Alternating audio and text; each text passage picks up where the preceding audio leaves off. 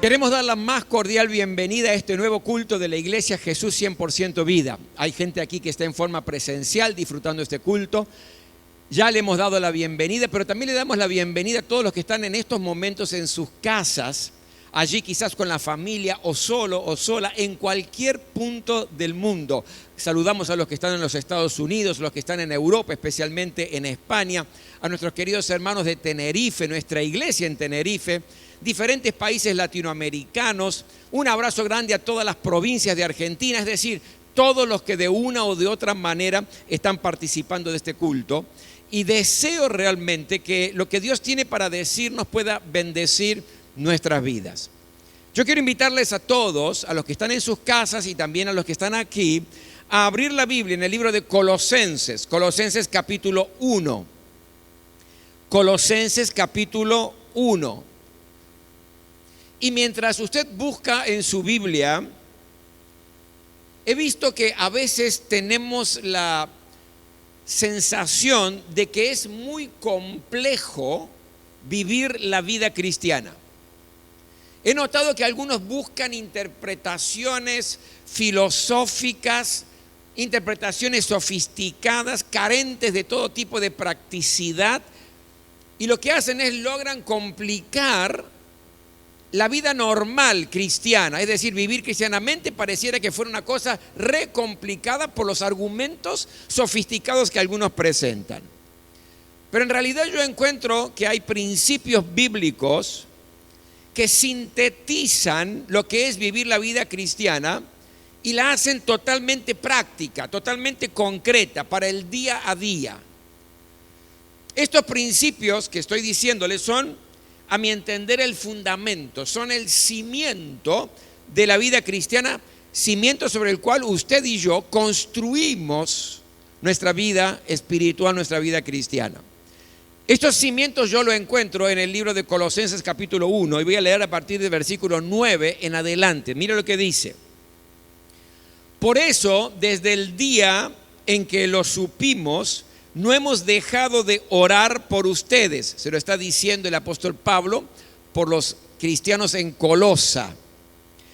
Pedimos que Dios les haga conocer plenamente su voluntad con toda sabiduría y comprensión espiritual, para que vivan de manera digna del Señor, agradándole en todo. Esto implica dar fruto en toda buena obra, crecer en el conocimiento de Dios y ser fortalecidos en todo sentido con su glorioso poder. Así perseverarán con paciencia en toda situación, dando gracias con alegría al Padre. Él los ha facultado para participar de la herencia de los santos en el reino de luz. Él nos libró del dominio de la oscuridad y nos trasladó al reino de su amado Hijo, en quien tenemos redención y perdón de pecados.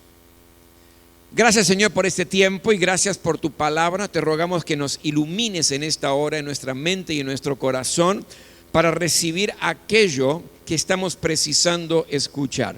Quiero darte toda gloria y honra en el nombre de Jesús. Amén. El apóstol Pablo, en estos versículos que hemos leído, está orando a favor de los cristianos de Colosa y les expresa su deseo en medio de la oración.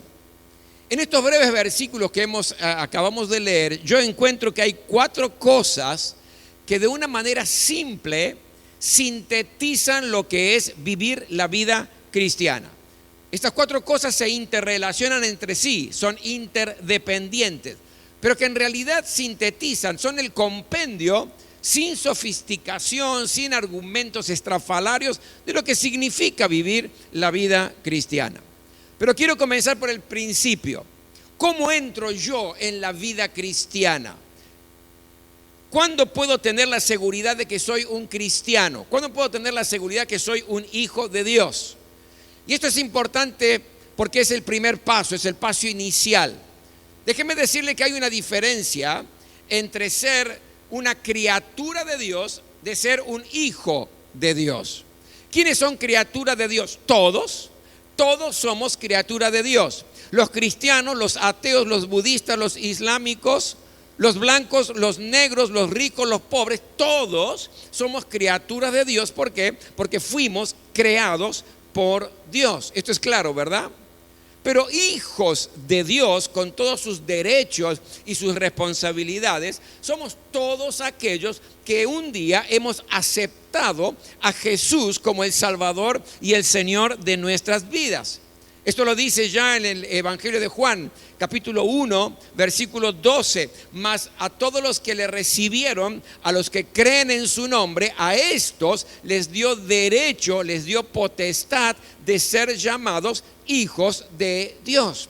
Por lo tanto, ¿cómo entro yo en la vida cristiana? Entro en la vida cristiana a través de Jesucristo, entendiendo y comprendiendo por la fe su sacrificio en la cruz del Calvario. Cuando yo creo en Jesucristo, que murió por mí y que murió para que yo pudiera creer en Él y ser salvo, a partir de allí entro a lo que es la familia de Dios, entro a la vida cristiana.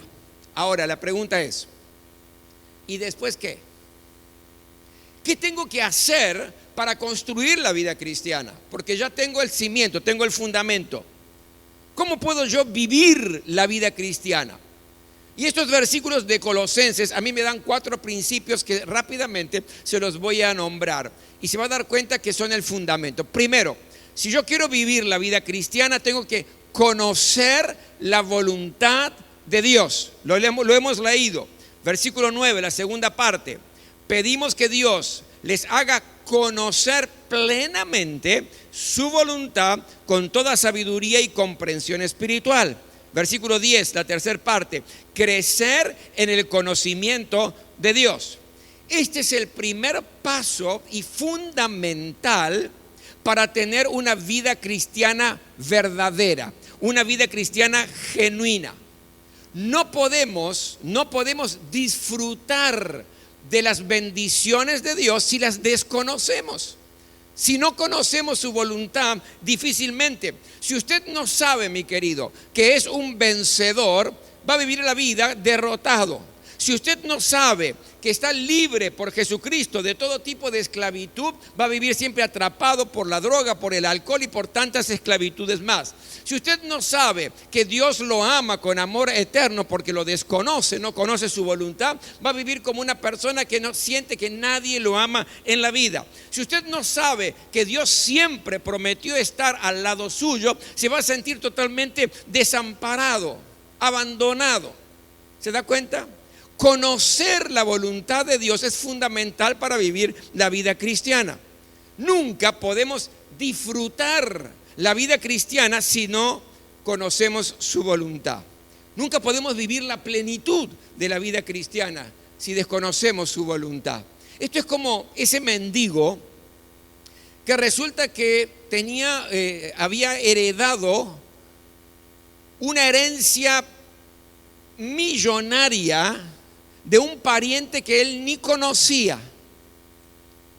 La justicia comenzó a buscarlo por todas partes para darle la notificación que había una herencia y es una persona riquísima. Pero este mendigo vivió y murió como mendigo siendo una persona rica. Y uno dice, ¿pero por qué? Porque desconocía, no sabía que tenía una gran herencia a su disposición. Y muchas veces usted y yo podemos vivir una vida como mendigos en todo sentido en la vida cristiana, siendo tremendamente ricos. ¿Y por qué? Porque desconocemos la voluntad de Dios. ¿Cómo conozco la voluntad de Dios? Esto está relacionado con la palabra de Dios, la Biblia y el intelecto.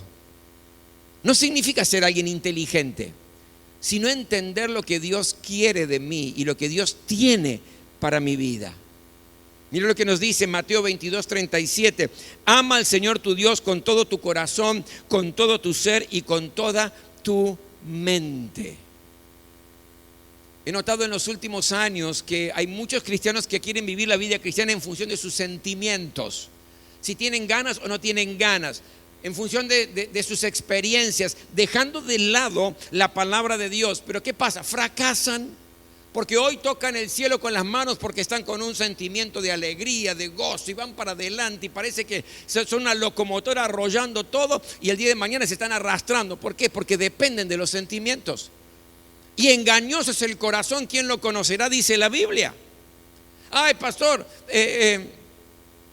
no siento la presencia de Dios en la iglesia. ¿Pero cómo? Si la palabra dice, donde están 2 o 3 reunidos en su nombre, Él está allí. ¿Cuántos me están entendiendo? Digan amén. Yo no siento ir al culto, a la iglesia, pero la Biblia dice, no dejando de congregarse como algunos tienen por costumbre. No siento, no tengo ganas de perdonar a aquel que me ofendió y me lastimó, pero la palabra de Dios me enseña que tenemos que aprender a perdonar al otro para ser perdonados por Dios. ¿Se da cuenta? Hay algunos que quieren vivir y viven la vida cristiana en función de los sentimientos, y esto los lleva a fracasar y a no disfrutar la plenitud de la vida, porque desconocen la palabra del Señor. Además, conocer la palabra de Dios, la voluntad de Dios, es un escudo contra las tentaciones, contra el engaño. Cuando Satanás fue y tentó a Jesucristo, Jesús no lo rechazó orando, no lo rechazó ayunando, aunque son cosas muy buenas. ¿Cómo rechazó esto? Dijo, porque escrito está. Le respondió con la palabra, le respondió con la voluntad de Dios. Y creo que hay muchos cristianos que viven derrotados porque no conocen al Dios de la Biblia, porque no leen la Biblia. Es más, el 80% de los cristianos no lee la Biblia regularmente, por eso viven tambaleando en su vida cristiana. Si usted y yo queremos construir una vida cristiana fuerte y sólida, lo primero es conocer la voluntad de Dios. Y tengo un desafío para darte, porque esto nunca es un mensaje de condenación, todo lo contrario, es un desafío para crecer. ¿Y cuál es el desafío para crecer? Yo quiero desafiarte a que todos los días leas un capítulo de la Biblia. No te estoy diciendo léete el libro entero, no te estoy diciendo hacer un estudio, no, todos los días solamente un capítulo por día. Y si no sabes por dónde comenzar, podés comenzar con Primera de Juan, podés comenzar con el Evangelio de Marcos, solo un capítulo por día. Y vas a comenzar a conocer la voluntad de Dios, que va a ser el cimiento para construir una vida cristiana que valga la pena ser vivida. Lo segundo que encuentro en este pasaje, si queremos realmente una vida cristiana verdadera y simple, tenemos que vivir la vida como Dios quiere. Mira lo que dice, versículo 10, lo hemos leído. Para que vivan de manera digna del Señor, agradándole en todo. Esto implica dar fruto de toda buena obra y crecer en el conocimiento de Dios. Este versículo está relacionado con el anterior. Está relacionado con la voluntad de Dios. Una vez que yo conozco lo que Dios quiere para mi vida, porque leo la palabra y voy conociendo la voluntad de Dios, una vez que yo descubro esto, tengo que decidir, ¿lo quiero hacer o no lo quiero hacer? ¿Voy a obedecer o no voy a obedecer? Esta es una decisión personal. Conozco su voluntad, pero soy yo quien decide si quiero o no quiero. Cada vez que la palabra de Dios es predicada, usted está decidiendo si lo va a poner en práctica o no. Ya no es una decisión del predicador. Cada vez que usted lee la Biblia, usted va a decidir, ¿lo voy a poner en práctica o no? ¿Voy a obedecer o no? Ya es una decisión personal. Pero de eso también va a depender cómo va a ser su vida, ¿verdad? Entonces, vivir la vida que Dios quiere en cada momento, bajo todas las circunstancias, en mi pensar, en mi sentir, en mi decidir, en mis acciones. Yo creo que a veces tenemos arteriosclerosis bíblica. ¿Sabe por qué? ¿Dónde queda la paz que me enseña la Biblia? Esa paz que sobrepasa todo entendimiento, la paz que el Señor me da. ¿Dónde está la paz cuando yo estoy en medio de una tormenta, por ejemplo? ¿Dónde está la dependencia de Dios que aprendo en la voluntad de Él, en su palabra, cuando estoy en medio de problemas? ¿Dónde queda la confianza, la fe frente a los obstáculos cuando de una o de otra manera yo sé que la palabra de Dios, la voluntad de Dios me lleva a una vida de confianza, de dependencia y una vida de fe? ¿Dónde queda? ¿Dónde queda? Dice, agradándole en todo, vivir agradándole en todo. Y yo me pregunto, ¿mis pensamientos le agradan a Dios? ¿Mis palabras le agradan a Dios? ¿Mis actitudes le agradan a Dios? ¿Mis decisiones le agradan a Él? Porque esto es lo que me enseña la palabra. Y dice también dando fruto. Es decir, ¿cómo yo le agrado a Dios? Desarrollando el fruto del Espíritu que está en mí: amor, gozo, paz, paciencia, benignidad, bondad, fe, mansedumbre, templanza. Pero no solamente significa eso, desarrollar el fruto del Espíritu que está dentro mío, sino llevando a otros a los pies de Jesucristo, como llevando frutos de arrepentimiento. Tu misión y mi misión es ser un puente para bendecir a otros y llevarlos a los pies de Jesucristo. Lo que por regalo hemos recibido y la bendición que hemos tenido, tenemos que compartirla con otros. Esto es llevar fruto digno de arrepentimiento. Cuando Dios bendijo a Abraham, le dijo: te voy a bendecir, pero ¿para qué? Seas de bendición. Esto es vivir la vida que Dios quiere. Dios quiere que en realidad le agrademos en todo, que vivamos conforme a lo que nos enseña su palabra y que vivamos dándole fruto. Y tengo un segundo desafío. El primero era que leas un capítulo por día de la Biblia, uno solo por día. Pero el segundo desafío es que de aquí a fin de año, al mes de diciembre, puedas llevar a una persona a los pies de Jesucristo. A una. No soy predicador, no necesitas ser predicador. No tengo facilidad de palabra, vamos. Una persona llevar a los pies de Cristo de aquí a fin de año y va a estar llevando fruto digno de arrepentimiento. La tercera cosa que yo encuentro aquí como la base y el cimiento de la vida cristiana es que tenemos que aprender a utilizar el poder de Dios. Fíjese el versículo 11 que hemos leído. Y ser fortalecidos en todo sentido con su glorioso poder. Así perseverarán con paciencia en toda situación. Y yo encuentro en esto que tiene tres sentidos muy importantes. En primer lugar, el poder de Dios sobre mi vida para que yo pueda vivir la vida cristiana. Y esto es muy importante. Si usted quiere vivir la vida cristiana, si usted lee la voluntad de Dios, la Biblia, encuentra la voluntad de Dios para su vida y la quiere poner en práctica con sus fuerzas, déjeme decirle que va a fracasar. Necesitamos el poder del Espíritu Santo en nosotros. Dice, ser fortalecidos en todo sentido con su glorioso poder, que es el poder del Espíritu Santo en usted y en mí. Necesitamos el poder del Espíritu Santo en nuestra vida. Pastor, yo tomé la decisión, yo voy a vencer la droga y tengo la fuerza para hacerlo. Voy a decir basta y se terminó. Sí, vas a estar una semana, 2 así, y en la tercera te quiero ver. Voy a cambiar mi manera de hablar. Ahora cada vez que hable voy a estar bendiciendo. He sido muy mentiroso, pero basta, dije se terminó, no voy a ser más mentiroso. Qué buena decisión. Y voy a poner toda mi fuerza en eso, qué excelente. Pero quiero decirte que vas a durar 2, 3, 4 semanas. A la quinta, frente a una presión determinada, vas a volver y vas a fracasar. ¿Por qué? Porque necesitamos el poder del Espíritu Santo de Dios.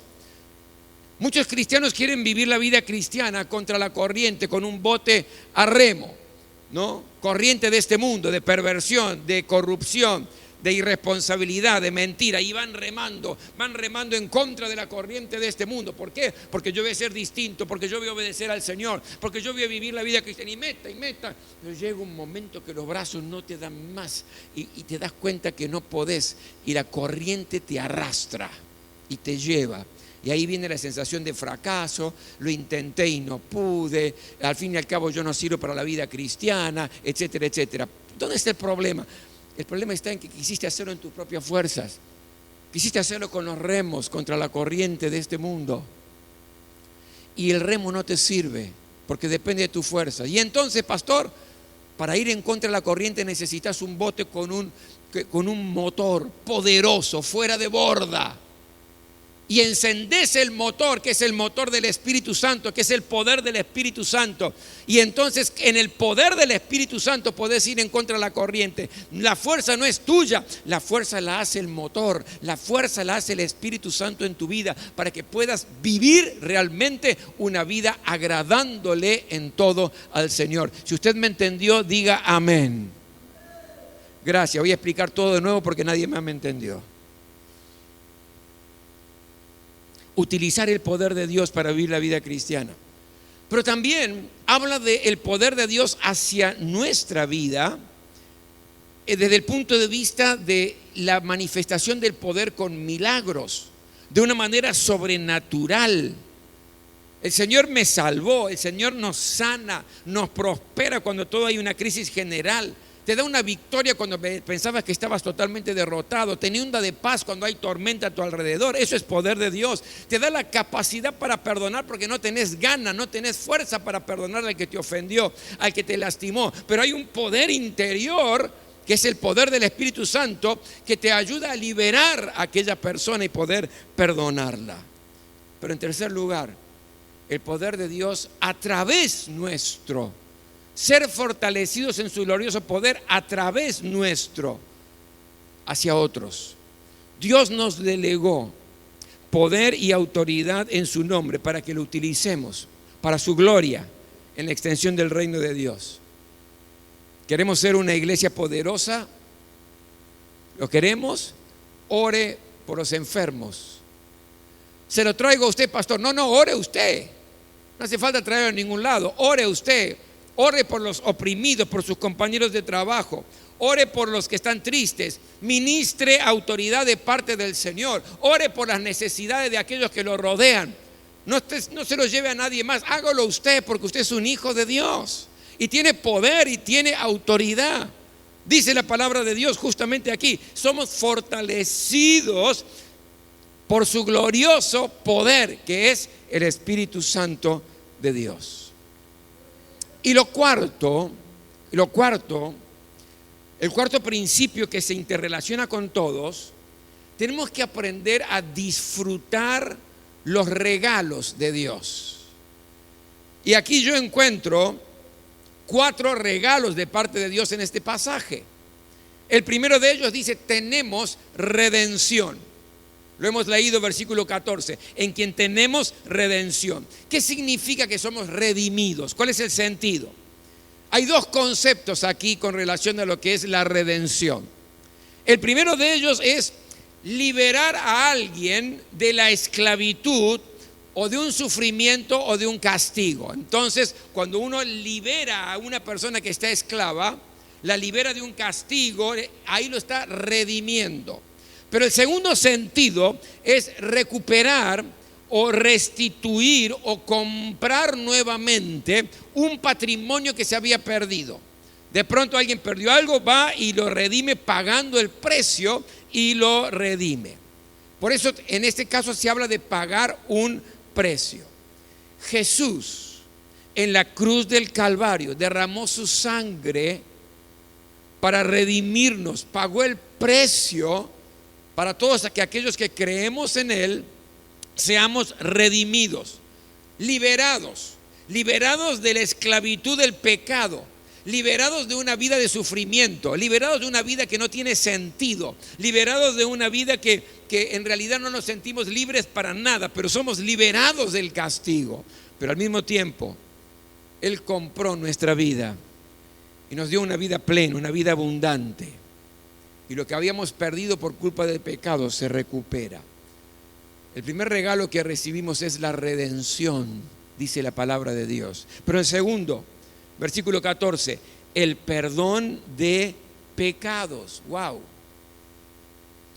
El pecado es errar al blanco, ¿no? Es cuando Yo tengo un objetivo determinado y tiro la flecha y le di para cualquier lado. Eso es pecado. Erré al blanco. Hacer lo contrario a lo que Dios dice en su palabra, eso es pecado. Y el pecado es la peor maldición que existe, porque en realidad trae culpa. El pecado nos trae vergüenza, porque el pecado nos trae sufrimiento, el pecado trae consecuencias dolorosas. Claro, no nos gusta hablar mucho de esto, pero es la realidad, es lo que se vive. Cuando uno hace algo en contra de la voluntad de Dios, paga las consecuencias, lamentablemente. Pero Dios nos da el regalo. ¿Y cuál es el regalo? El perdón de nuestros pecados a través del sacrificio de Jesús en la cruz del Calvario. Y esto es maravilloso, esto es tremendo. No hay otra manera de liberarse, porque el pecado te trae culpa. No hay otra manera de liberarse de la culpa que no sea a través del sacrificio de Jesús. ¿Y qué tengo que hacer entonces? Muy simple, primero arrepentirme. Me arrepiento de esto que cometí, de esto que hice, de esto que dije, que lastimó a otros. Me arrepiento de haber hecho algo que sé que va en contra de lo que Dios quiere. Me arrepiento. Es el primer paso, me arrepiento.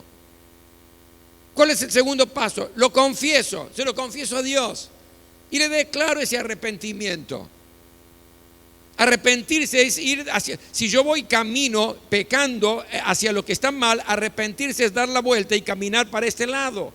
Me arrepiento, confieso, pero también creo. ¿Qué creo? Que la sangre de Jesucristo me perdona, me limpia y libera mi culpa en la conciencia. Y esto es un plan completo y esto es maravilloso. Yo tengo la experiencia de ver a muchos cristianos que en realidad pecaron, se equivocaron, se arrepintieron, confesaron al Señor esto, creen que Dios los perdonó, aceptaron el perdón de parte de Dios, pero se siguen sintiendo culpables. Y esto es por no entender la plenitud y lo tremendo y maravilloso que es el perdón de parte de Jesús en la cruz del Calvario de nuestros pecados. Porque la Biblia dice que Dios lo que hace es, a través de Jesús, es me perdona el pecado que yo confesé, me lo perdona, ya me siento perdonado, pero me limpia. Ya no estoy más con esa mancha. Ya no puedo ser condenado, ni acusado, ni señalado, porque ya estoy limpio. No se ve más la mancha de mi pecado en mi vida. Puedo caminar con la frente alta. Pero en tercer lugar, limpia mi culpa. Quita mi culpa de la conciencia para que yo pueda servir al Dios vivo. Es una obra completa la que hace la sangre de Jesús para perdonar todos nuestros pecados. Entonces ya no hay más vergüenza, entonces ya no hay más sufrimiento, ya no hay más culpabilidad y puedo transitar con total libertad. Son regalos de parte de Dios. Tenemos redención de parte de Él, pagó el precio para rescatarnos, pero también tenemos el perdón de todos nuestros pecados. Pero lo tercero que nos dice, que también nos rescató del reino del diablo, de las tinieblas. Él nos libró del dominio de la oscuridad, versículo 13, y nos trasladó al reino de su amado Hijo. Es decir, te sacó del reino de las tinieblas, de la oscuridad, de la perdición, de la derrota, de la esclavitud, de la muerte, y te llevó a otro reino, que es el reino de Dios, que es el reino de luz, el reino de paz, el reino de victoria, de amor, de alegría. Es otro clima, es otro ambiente, es el reino del Señor. Y lo último, y con eso termino, el cuarto regalo que recibimos dice que nos hizo herederos de Dios. Fíjese el versículo 12, la segunda parte.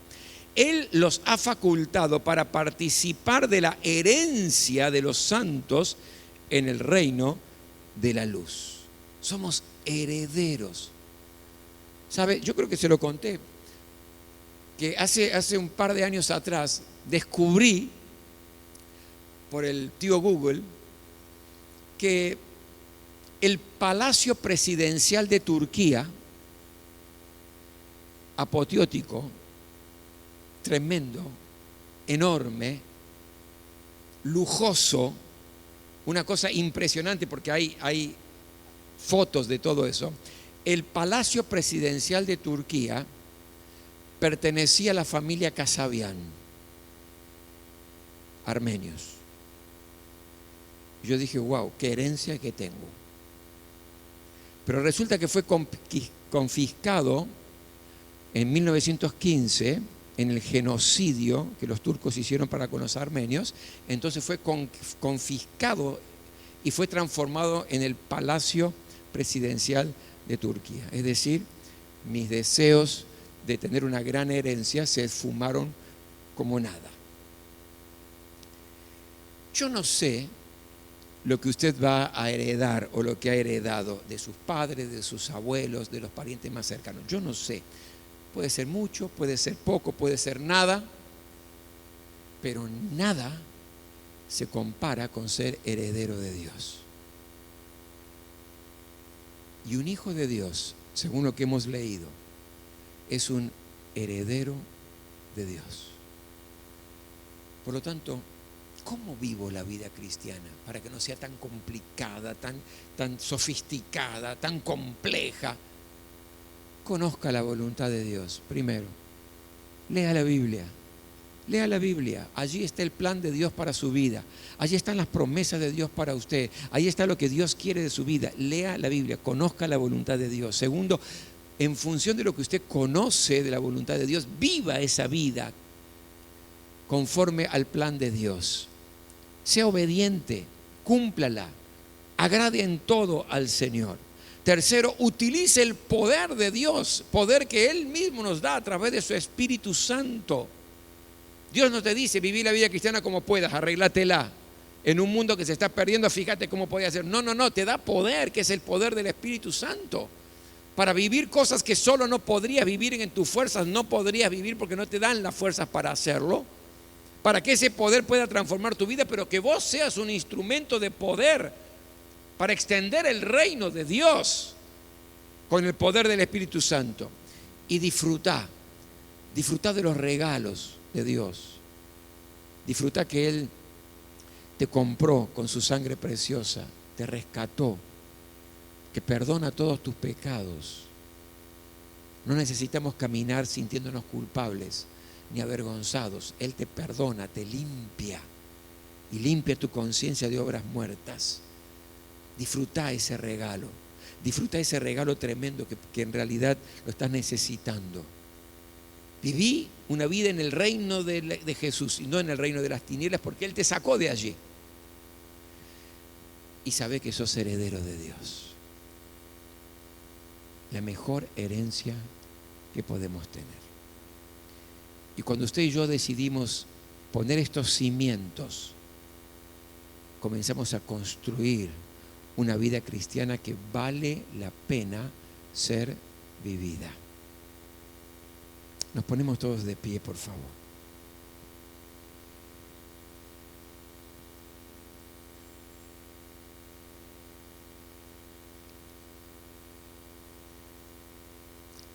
Cuando la palabra de Dios es lanzada, cada uno después toma su propia decisión, ¿verdad? Quiero, no quiero, obedezco, no obedezco, estoy de acuerdo, no estoy de acuerdo. Decido comenzar a poner los cimientos para construir una vida cristiana fuerte en el Señor, o no, o sigo como estoy. Esa decisión es suya. Pero lo importante es en este momento que Dios está hablando a tu corazón. Quiero que cierres tus ojos un instante y que puedas responderle a Dios. Respóndele a Él, solamente a Él. Y yo ruego que el poder del Espíritu Santo esté obrando en nuestras vidas.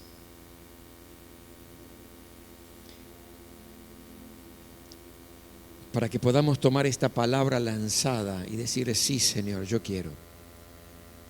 Me comprometo a conocer más tu voluntad, a obedecerte, a vivir una vida conforme al poder del cielo, a utilizarlo para bendecir a otros y a disfrutar estos regalos preciosos.